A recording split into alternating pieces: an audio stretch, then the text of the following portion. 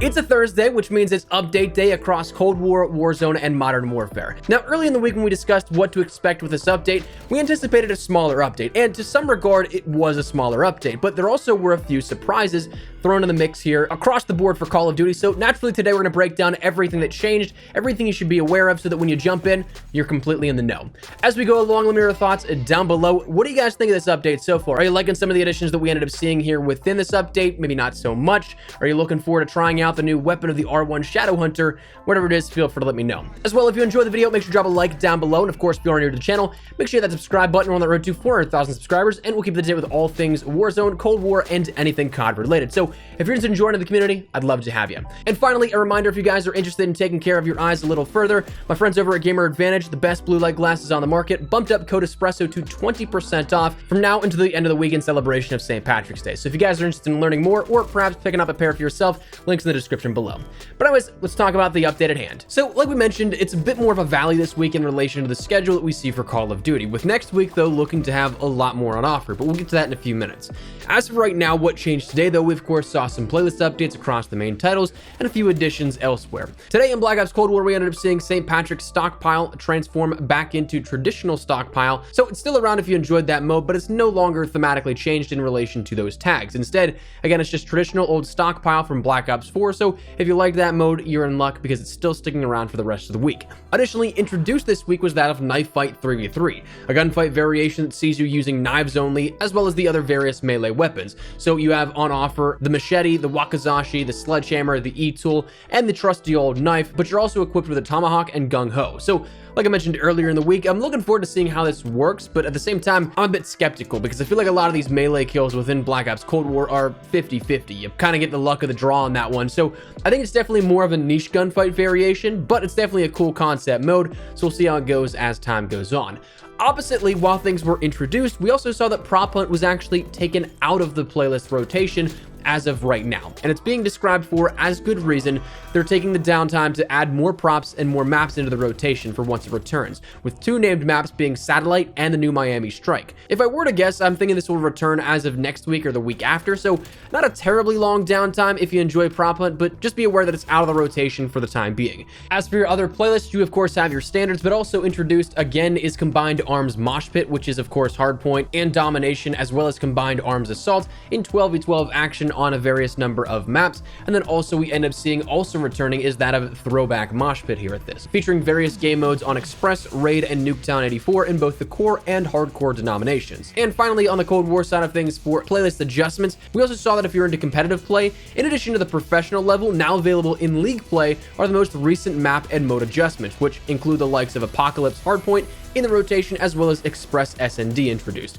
I'm all for Express S&D. I've said it before and I'll say it again. Some of the best competitive COD, I think, has been on that map during S&D. So I'm all for it making a return here within League play and Cold War. Interestingly enough, the R1 Shadowhunter looks to have been introduced here within Cold War and available in the shop via Warzone. We'll come back to that one in just a second, but the challenge to organically unlock the R1 Shadowhunter Crossbow now shows up in both Cold War and within Warzone, tasking you to get 3 one-shot kills with a weapon with no attachments in 15 different matches. Now, this showed up for people initially earlier in the day, but was bugged and it didn't actually show up if you purchased the bundle, but it looks like it should be live now. So a little bit odd that we may have seen this introduced ahead of what we thought would initially happen, and now potentially could leave a couple of extra weeks as a gap period for new weapon introductions that we don't have later in the season, but seems like that was also introduced. Before we jump over to the Warzone side of things and Modern Warfare side of things in terms of playlist updates, on Cold War's side of things, we also ended up seeing that there was some weapon adjustment for the E-tool within Cold War. If you guys checked this out last week when it was introduced here, whether via organic unlock or if you bought the bundle associated with it, you may have noticed this was actually a 2-hit melee kill, which is honestly just wild. I can see that maybe happening within Warzone, of course, because you have armor and it's basically double health at that point, or slightly more than double health. But when you take 2 hits to kill somebody in just traditional MP, that is a problem. So thankfully that's been fixed out. It's now a 1-hit kill with this, but also they reduced the melee swipe time and also slightly increased the movement speed bonus. So giving it an all-around healthy buff here with that, but that was the only weapon tuning we saw within Cold War as of today's update, or rather hotfix. It's very possible we end up seeing weapon tuning as of potentially next week and the mid-season update, but We'll get to that in a second. Switching course here real quick, talking now about Warzone. The big part here that ended up changing as of this week outside of the playlist update was that the zombies did in fact move from prison to now hospital. So it seems like we're following those locations that we saw earlier before Season 2, where those zombies machines popped up here and there. So hospital is the new location. Where it goes next, that's still uncharted territory, but it is something that they've now overrun Verdansk General Hospital. So you'll end up seeing that there are zombies there. You might need to be aware of that hazard, but they're on the move when it comes to the outbreak spreading per se. Also on offer this week is of course your solos, duos, trios, and quads for playlists, but you also end up having Rebirth Resurgence quads, the quads variation of the traditional standard trio mode that we normally see here with us on Rebirth Island, and then Plunder Blood Money is available this week as well, replacing traditional Plunder quads. On the Modern Warfare side of things, we end up having a decent number of playlists actually this week. We of course have Ground War and Gunfight as our standards for those featured, but we also have Shoot the Ship returning, which is something that I know a lot of people will probably be happy about. Gunfight 3v3 knives only in accordance with Cold War's introduction here with that. I have Rust Issues, which is a 4v4 mosh pit for Rust, and then Bare Bones Objective Mosh Pit, where it's objective game modes, but with no kill streaks, field upgrades, or perks. Just straight up gunplay and the objective modes to get you through. So definitely some nice ones here, I think, with that, but that rounds out the playlist updates, and rounding out this week in terms of the things introduced to us that we can actually see, the final things we have are the shop offerings, which introduced 2 key items, one of which being in both Cold War and within Warzone, but one item, again, showing up only in Warzone. Now, if you'd like to pick up anything from the shop and support the channel a little further, like Resurge, Mitch, Philip, and Mikey have, you can use code ESPRESSO in the support a creator category in the shop, but it's entirely optional. You definitely don't have to, but if you wish to support the channel a little further, the option's there. If you do, tweet me a picture. I'd love to shout out some of your generous support. But as for this week in the shop, the big key marquee item here that was even said from the very beginning of the week in the week ahead blog from Activision is that of the supercharged reactive bundle for 1600 COD points. This comes along with the Racer 2 AUG Blueprint, which is reactive, the Racer 1 Bullfrog variant, as well as a sticker and a charm. Now, honestly, the reactive blueprint for the AUG itself is actually pretty solid, I think. I really like the reactive nature of it. It's a rather clean design, if you ask me. The only downside, though, is that if you are somebody that likes to use this where it's probably going to be used a lot is in Warzone, you're gonna have to change the build quite a bit here. Raider pad's not bad. The Hollow Scout you can maybe get away with, though I really don't think that adjusts any of the design all that much. But I'd change the silencer to an agency silencer, and I'd change the 54 round mag to the 45 round mag so that you don't have any harsher ADS penalty. So you lose out on 2 of those items that you'd end up seeing in your field of view that are customized and custom tailored for this blueprint, which I think is a big bummer with that. So do with that information what you will. That is available though, and of course the AUG is definitely still meta, so you get a cool camo for a weapon you probably could be using a lot of.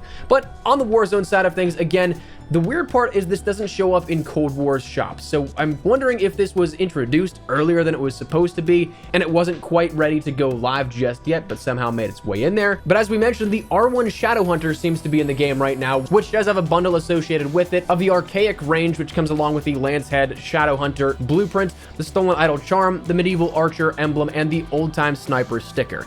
That comes along for 1200 COD points, and you do get immediate access to the crossbow itself, but if there's any attachments, you'll have to end up unlocking the weapon organically to end up going through and customizing the blueprint with different attachments. So just be conscious of that. But that was the stuff introduced here with this week and the updates across Cold War, Warzone, and Modern Warfare. When it comes to things that are still upcoming though, that's where we start to look ahead to the future. Yesterday, Treyarch put out a kind of telling tweet here at this, in which it was a reply to their initial discussion about Apocalypse and Express joining the rotation in League play and also being a part of the CDL rule set.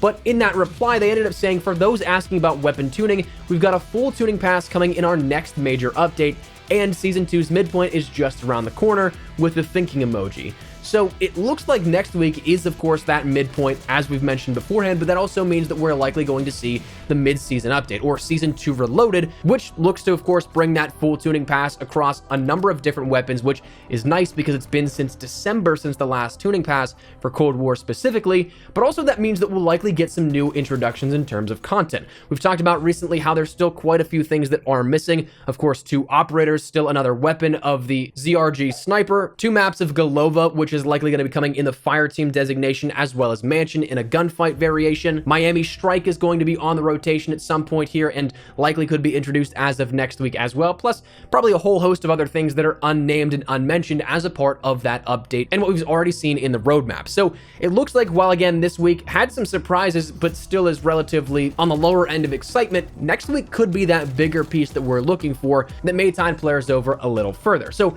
be on the lookout for that, but right now that's everything we have here within this week for Call of Duty. So that's where we're gonna wrap it up. I would love to get your thoughts and feedback down there in the comment section down below. What do you guys think of this here? Are you liking this update so far? Have you played around with the new weapon of the R1 Shadowhunter? Is it bugged for you perhaps? Whatever it is, feel free to let me know. But hopefully you enjoyed the video. If you did, make sure to drop a like down below, and of course, if you are new to the channel, make sure you guys subscribe so I'm a single thing running all things Warzone, Cold War, and anything COD related. We'll keep you up to date with all of it. So if you're interested in joining the community, I'd love to have you. If you also want to follow me on Twitter and Instagram, those are the best places to get connected outside of YouTube. Practically live on both those. So if you guys want to strike up a conversation, ask me a question, whatever it may be, that link is down there in the description below. For all that's out of the way, thank you guys all so much for watching. My name is Espresso. I'll see you guys later. Take care and peace.